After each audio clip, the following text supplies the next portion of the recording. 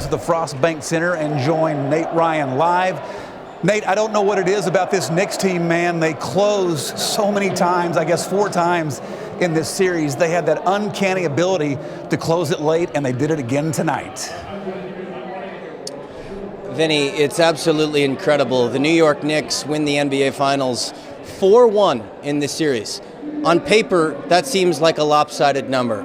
But in this series, the Spurs led for 72% of the time, yet it's the New York Knicks who, about 20 yards out to my left behind me, are lifting the Larry O'Brien Trophy for the first time since 1973. All the New York Knicks fans who invested the money to come down here to San Antonio, it's paid off for them. You hear them chanting in the lower bowl. The crowd was probably a little bit heavy Knicks favored tonight, but you know, it's an exciting time if you're a Knicks fan, but for the Spurs, the season is over. This was the second youngest team to ever make the NBA Finals, this year's Spurs team. Their core, led of players 25 years or younger, Victor Wembanyama, 22, Dylan Harper, who in this series, double figures in every single game. Tonight, 25 points. Harp was fantastic. But in the end, it's the New York Knicks who take the lead with about 3:47 to go in the fourth quarter. In the last 2 games, the New York Knicks won both, but had the lead combined in both 2 games less than 4 minutes of the time. But it doesn't matter how long you lead. It just matters if you do at the end. For San Antonio, got to be kicking themselves. They held a double-digit lead in every single game this series.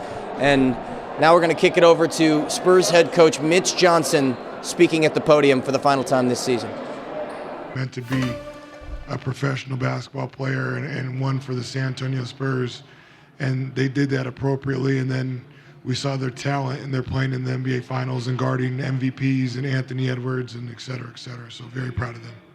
Coach, Front row center.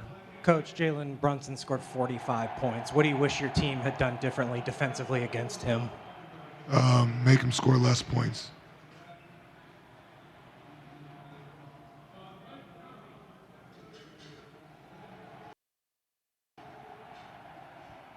Hi, Coach. Sorry, a follow-up on Jalen. What got him going so early? Jalen Brunson, like he was the only Knicks to be able to score in the first half. What got him going in your opinion in terms of coverage? He's aggressive and he got to spots, and we were undisciplined at times.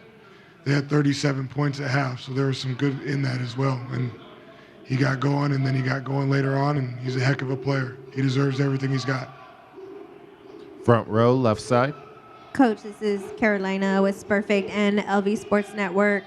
There's a lot of Spurs fans that are saddened that have been supporting you guys throughout the season. What do you want Spurs fans to know this evening? There's a lot of Spurs fans who are saddened and have been following your journey this season. What is your message to Spurs fans tonight? I'm glad that they're sad. I'm glad that they get mad when we lose or that we want us to be better. That's a part of being a fan and the support.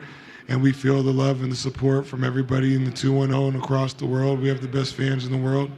And again, we've been at it for 9 months. We wanted to win this series like the other ones, and we didn't. And we'll be just the same people. We're not going to flinch, blink, waver. We'll be here until whenever we get the schedule out and figure out our next game, and we'll be better. Mitch Johnson talked a little bit there about Jalen Brunson, who was sensational tonight for New York. 45 points tonight, including a couple of massive buckets in closing time. Jalen Brunson was just named the NBA Finals MVP. Remember, originally drafted by the Dallas Mavericks, the Knicks signed him in free agency a couple years ago.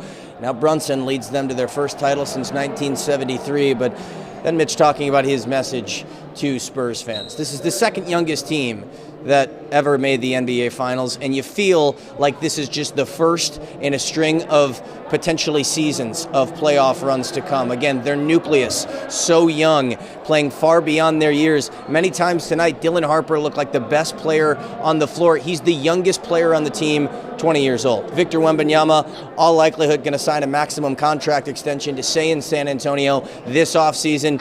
He's not going anywhere. You got a guy like Stephon Castle, the reigning Rookie of the Year, and a city like this where the basketball team is woven deep into the fabric of this community.